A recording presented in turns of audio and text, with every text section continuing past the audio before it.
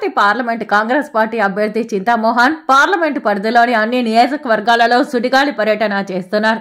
కాంగ్రెస్ పార్టీని గెలిపిస్తే రాష్ట్రానికి ప్రత్యేక హోదా తీసుకొస్తామని ఆయన ప్రజలకు వివరిస్తున్నారు. శుక్రవారం తిరుపతిలో పర్యటించిన ఆయన రాజీవ్ గాంధీ కూడలిలో మీడియాతో మాట్లాడారు. 10 ఏళ్ల మోదీ పాలనలో దేశం అధోగతి పాలైందని ఆవేదన వ్యక్తం చేశారు. నిరుద్యోగం పెరిగిందని, ధరలు ఆకాశాన్నంటుతున్నాయని, సామాన్య ప్రజలు బ్రతకలేని పరిస్థితి నెలకొందని పేర్కొన్నారు. ముఖ్యంగా ప్రభుత్వ రంగ సంస్థలను అదానీ అంబానీలకు దోచిపెట్టారని మండిపడ్డారు. రాష్ట్రంలో జగన్ చంద్రబాబు పాలనతో విసిగిపోయిన ప్రజలు కాంగ్రెస్ పార్టీ వైపు చూస్తున్నారని, అటు కేంద్రంలోనూ ఇటు రాష్ట్రంలోనూ అధికారంలోకి వస్తామని ధీమా వ్యక్తం చేశారు. ఎన్నికలు రాబోతున్నాయి, అటు పార్లమెంటుకి అటు అసెంబ్లీకి. ధన ప్రభావంతో జగన్మోహన్ రెడ్డి అధికారంలోకి రావాలని సర్వ ప్రయత్నాలు చేస్తున్నాడు.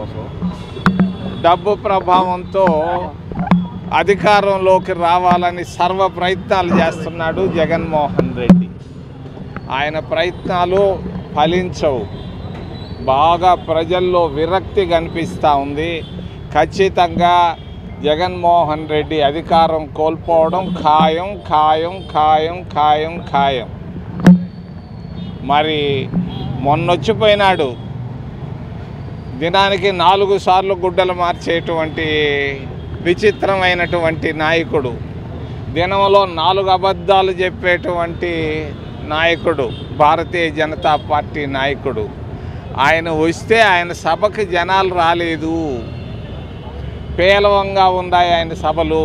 ఆయన ఇచ్చేటువంటి ప్రసంగాల తీరు కూడా ఆయన నైతిక పతనాన్ని మరి చూపిస్తూ ఉంది చాలా స్పష్టంగా.